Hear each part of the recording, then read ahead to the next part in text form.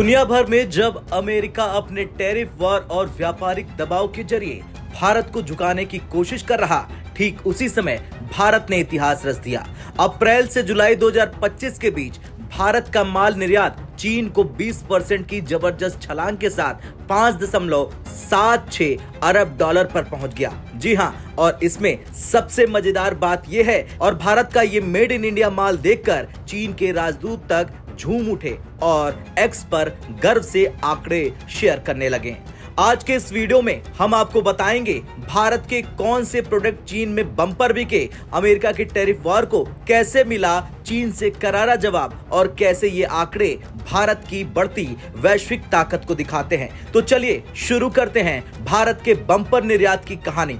दरअसल भारत ने चीन को अप्रैल से जुलाई के बीच माल निर्यात में 5.76 अरब डॉलर का आंकड़ा छू लिया। ये पिछले साल के मुकाबले 20% ज्यादा है। अब जरा गौर कीजिए कौन से सेक्टर सबसे आगे रहे। पेट्रोलियम उत्पाद दोगुना बढ़कर 883 मिलियन डॉलर, 202.7% की उछाल के साथ 521 मिलियन डॉलर। कृषि निर्यात तेल खली यानी ऑयल मिल प्लस 2656.1%, चावल 1383.3%, तिलहन 1791.7%। यानी भारत का अनाज से लेकर ईंधन तक हर सेक्टर चीन की अर्थव्यवस्था को ताकत दे रहा।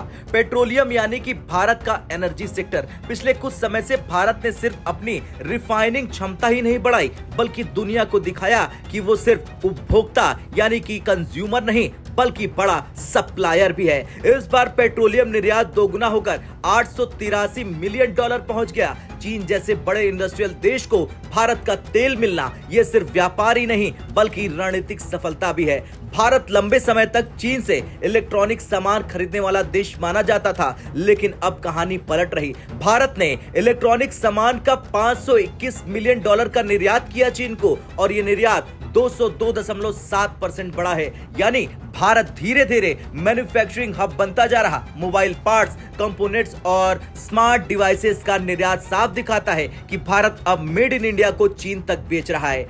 अब आते हैं कृषि पर। भारत की असली ताकत हमेशा से रहा है अनाज और कृषि उत्पाद। इस बार के आंकड़े चौंकाने वाले हैं। तेल खली यानी कि ऑयल मिल 2656.1%, चावल प्लस 1383.3%, तिलहन प्लस 1791.7%। यानी भारत का किसान अब सिर्फ देश नहीं, बल्कि चीन जैसे विशाल देश की थाली भी भर रहा। ये वो पल है जब गांव-गांव का किसान भी भारत की अंतर्राष्ट्रीय ताकत का हिस्सा बन चुका है। अब जरा सोचिए, भारत का मेड इन इंडिया माल देखकर चीन के राजदूत खुद को रोक नहीं पाए। उन्होंने एक्स पर ये आंकड़े शेयर किए और भारत की तारीफ की। मतलब साफ है, चीन को भारत की जरूरत है। भारत अब सिर्फ ग्राहक नहीं, बल्कि सप्लायर पावर भी है।